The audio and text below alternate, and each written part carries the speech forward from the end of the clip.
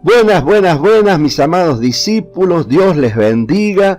Desde La Rioja, Argentina, les envío mis bendiciones, gracia y paz de Dios nuestro Padre y del Señor Jesucristo. Bueno, hoy quiero compartirles una de las enseñanzas, digamos así, fundamentales, claves, para poder leer y entender la palabra de Dios.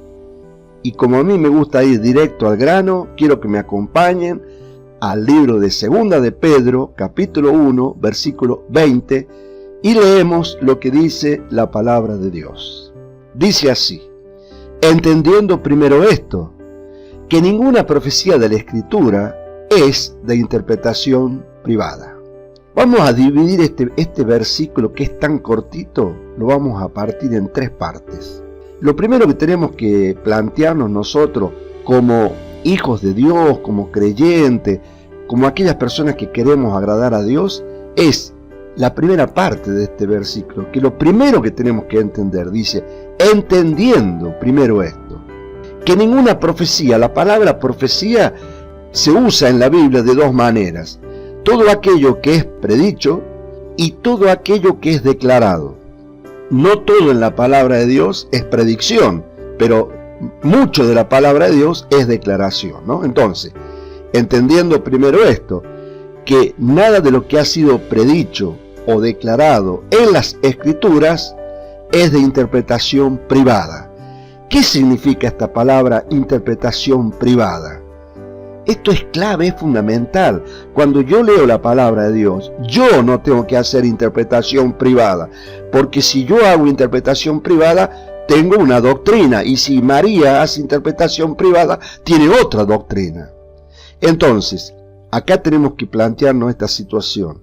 Si la palabra de Dios no es de interpretación privada, yo no puedo interpretarla, entonces tengo dos opciones.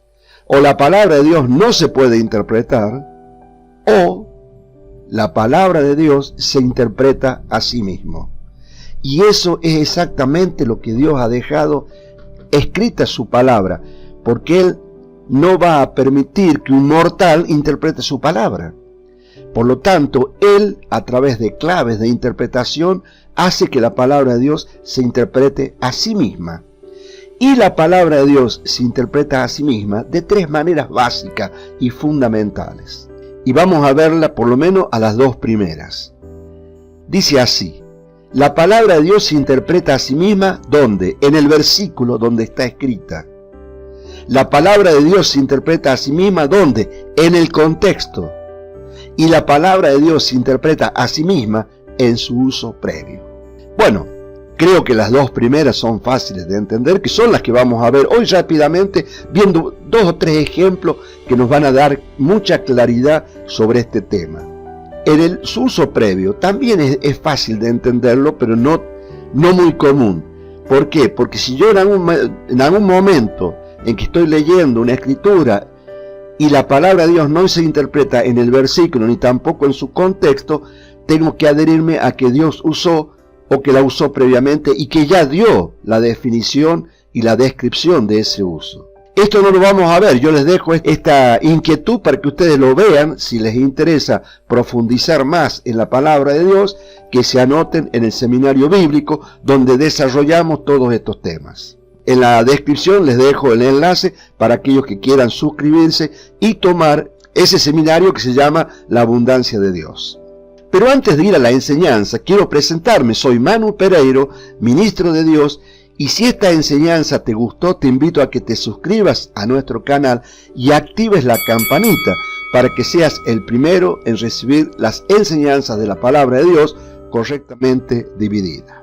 Vamos al primer uso de que la palabra de Dios se interpreta a sí misma en el versículo. Quisiera que me acompañen a Génesis capítulo 1, versículo 1, dice: en el principio creó Dios los cielos y la tierra.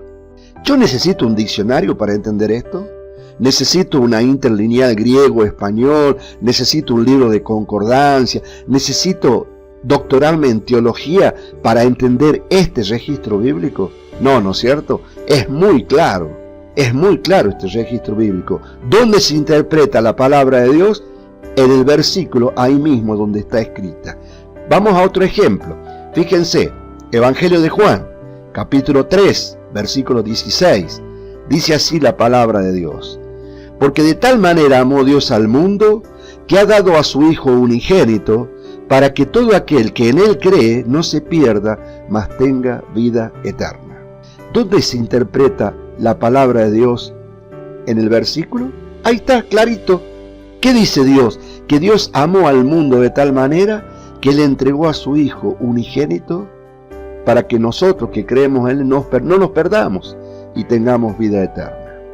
Ahora vamos a complicar un poquito más esta enseñanza y vamos a ir al segundo uso de cómo la palabra de Dios se interpreta a sí misma en el contexto. Para eso quiero que me acompañen al libro de Mateos, capítulo 13, y vamos a empezar a leer una hermosa parábola que Jesucristo nos dejó en el versículo 24, y dice así la palabra de Dios. Les refirió otra parábola diciendo: el reino de los cielos es semejante a un hombre que sembró buena semilla en su campo. Y ahora yo les puedo preguntar, ¿qué es la buena semilla? No lo sé, no tengo que interpretar, no tengo que adivinar. Porque si yo le pregunto a María, capaz que María me dice que son las buenas obras, y el otro dice que es el amor, y el otro, ¿me entienden? No hay que interpretar, hay que dejar que la palabra de Dios hable, que ella nos enseñe. Por lo tanto, si en este versículo no me dice qué es la buena semilla, yo no lo sé. Así que sigo leyendo. Versículo 25. Pero mientras dormían los hombres, vino su enemigo y sembró cizaña entre el trigo y se fue. ¿Acá me dice lo que es la buena semilla? No. ¿Me dice lo que es la cizaña? Tampoco. Por lo tanto, no lo sé. Sigo leyendo. Versículo 26. Y cuando salió la hierba y dio fruto, entonces apareció también la cizaña. Versículo 27. Vinieron entonces los siervos del padre de familia y le dijeron: Señor, ¿no sembraste buena semilla en tu campo? ¿De dónde pues tienes cizaña?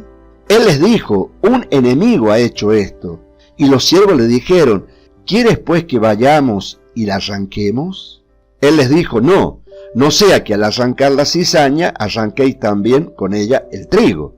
Dejad crecer juntamente lo uno y lo otro hasta la siega, y al tiempo de la siega yo diré a los segadores: recoged primero la cizaña y atadla en manojos para quemarla, pero recoged el trigo en mi granero. Muy bien, hemos leído esta parábola hermosa del Señor Jesucristo. Ahora, ¿sabemos lo que es la buena semilla? ¿Sabemos lo que es la cizaña? ¿Sabemos quién es el enemigo? No lo sabemos. No sabemos nada porque todavía la palabra de Dios no me lo dijo. Y si la palabra de Dios no te lo dice, tú no lo sabes. Tienes que seguir leyendo hasta que la palabra te lo revele, porque la palabra de Dios se interpreta a sí misma. En este caso estamos viendo cómo la palabra de Dios se interpreta a sí misma en el contexto. Entonces, tenemos que pasar al versículo 36. Entonces, despedida la gente, entró Jesús en la casa y acercándose a él sus discípulos, le dijeron: explícanos la parábola de la cizaña del campo. Qué inteligente que eran los discípulos de Jesucristo, ¿no? Ellos no adivinaron, ellos no se imaginaron, no, ellos directamente esperaron que cuando se fuera la gente, el maestro les enseñara la parábola. ¿Para qué? Para no hacer interpretación privada. Y de esa manera, al no hacer interpretación privada, tenemos la verdadera palabra de Dios correctamente dividida. Sigamos leyendo. Respondiendo, en el versículo 37, Él les dijo: el que siembra la buena semilla es el Hijo del Hombre. Está clarito, ¿no? El campo es el mundo. La buena semilla son los hijos del reino. Y la cizaña son los hijos del malo. El enemigo que la sembró es el diablo. La siega es el fin del siglo y los segadores son los ángeles. ¿Lo puede haber explicado más claro? Imposible, ¿no es cierto? Nada de adivinanza, nada de interpretación privada. La palabra de Dios se interpretó a sí misma. Y sigamos leyendo el contexto. Dice así en el versículo 40: de manera que como se arranca la cizaña y se quema en el fuego, así será en el fin de este siglo. Enviará el Hijo del Hombre a sus ángeles, y recogerán de su reino a todos los que sirven de tropiezo y a los que hacen iniquidad, y los echarán en el horno de fuego. Allí será el lloro y el crujir de dientes. Entonces los justos resplandecerán como el sol en el reino de su Padre. El que tiene oídos para oír, oiga. Qué maravillosa que es la palabra de Dios. No tenemos que adivinar, no tenemos que imaginarnos y fundamentalmente no tenemos que hacer interpretación privada. Si esta enseñanza te gustó, te invito a que la compartas con amigos y con tu familia. Recuerda, la palabra de Dios es vida. También deseo pedirte que me invites un almuerzo. El dinero que tú donas al ministerio nos permite sostener nuestra página y que más personas lleguen al conocimiento de la verdad y sean libres. Te dejo el enlace de los donativos de Mercado Pago y de PayPal en la descripción. Recuerda la amonestación de Dios en 2 de Corintios, capítulo 9, versículos 6 al 8. Escuchen lo que dice la palabra de Dios. Pero esto digo, dice el Señor, el que siembra escasamente, también segará escasamente. Y el que siembra generosamente, generosamente también segará.